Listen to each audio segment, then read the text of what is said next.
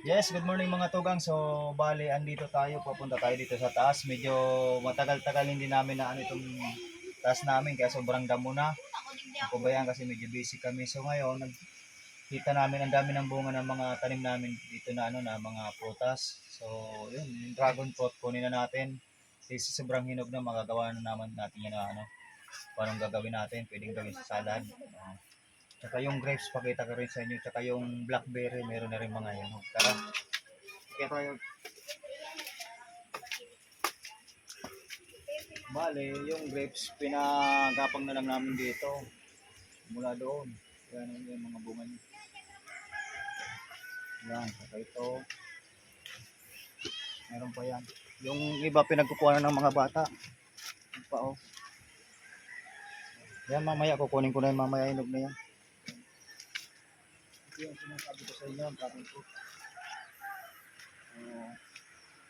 Pwede ng pitasin. Yan natin.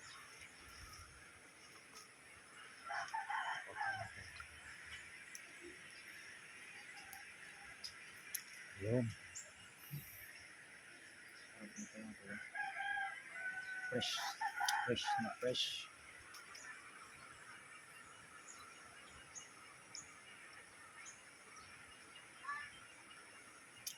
Meron na oh.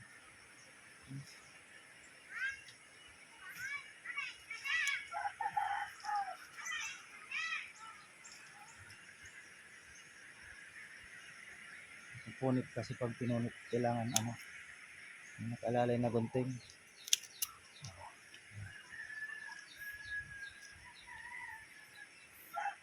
Liit lang ng puno, ano, ang daming bunga.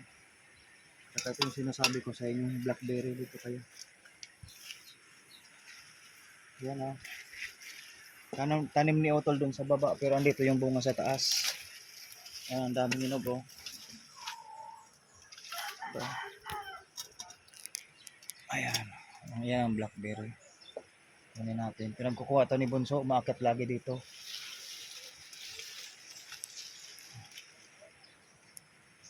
Yan mga prutas sobrang ta. Pakita mo yan, kainin natin. Ito. Ilang gram sobrang tamis nito.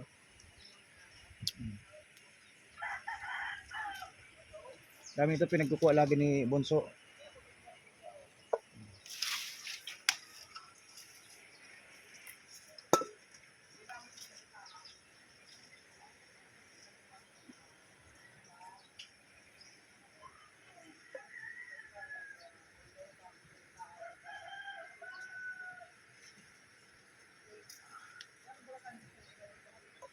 Yan, daming bunga oh, kaso hilaw pa. Yan sa baba, hindi marami-rami. Kasi din na natin abot.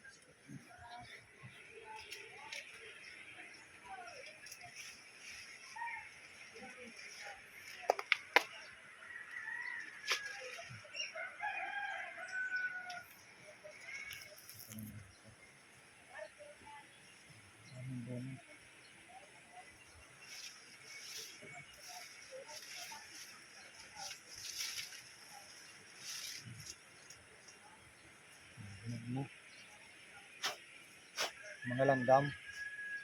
Matamis kasi. Ang dami pa dyan. Ang tanim nila Utol yan. Sa atin lang itong dragon fruit. Yan o, may tatlo na tayo. So nga, ipitasin natin itong isa.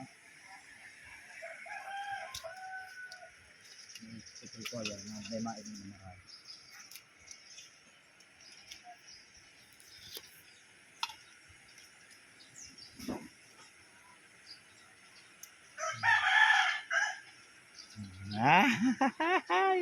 Meron naman tayo. Oh.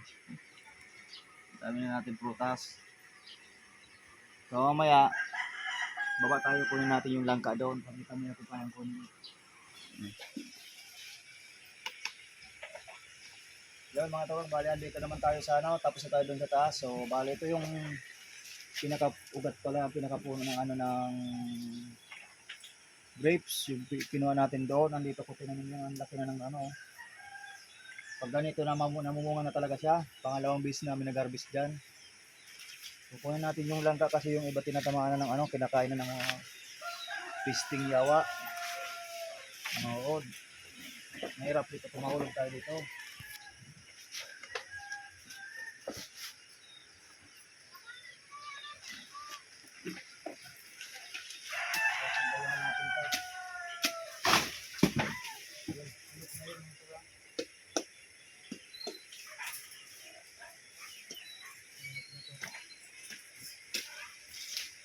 Ay! Ito ito.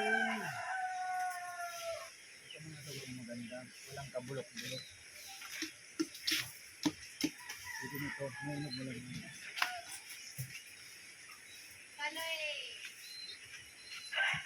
Ang problema ko nang pagkuha.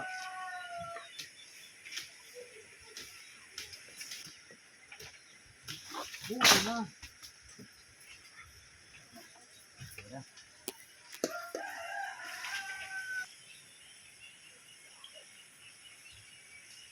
Kaya mga tagang bali ito makikita nyo mga ano yan, mga basil. So yan basil galing ng kay parang Bert. Malang kilo nito, 350 ang kilo pag binibili ito. Marami na rin harvest tayo dito. Si parang Bert yung taga-deliver. Hinahalo kasi yan sa mga luto, yung mga pang-restaurant. Ano? Tapos ito yung ginawa natin doon ng blackberry. Oh, yan ang mga bunga niya. Kita mo yan. Yan ang mga bunga niya. Yan ang mga blackberry niya. Kailangan natin ito talian papunta ron. Kasi nakasagabal na. So maya hatiin mo natin itong may udo. Hatiin natin itong may udo. Tayo dito tayo.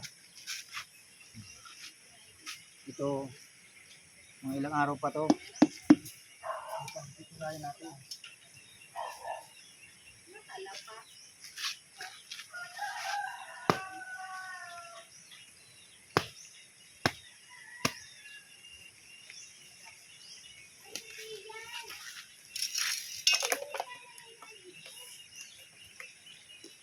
Oh, matulong.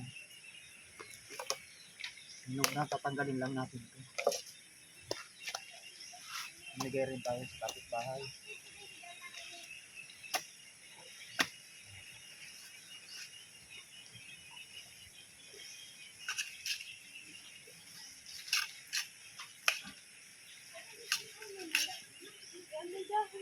Ah, itang. Ipakain natin ito sa isang alaga.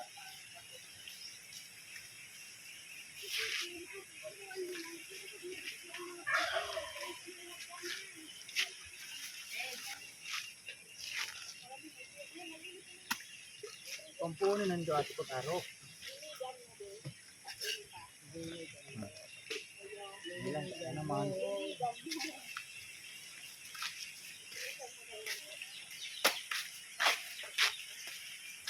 Ano, pampakain na sa mga alaga dito. Oo.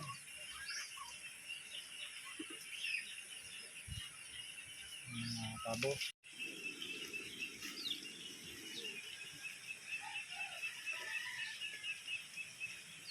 Sarap yung mukbang.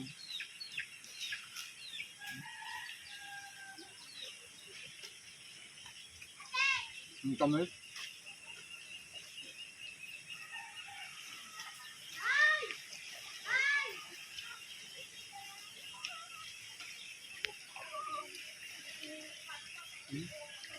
Sarap.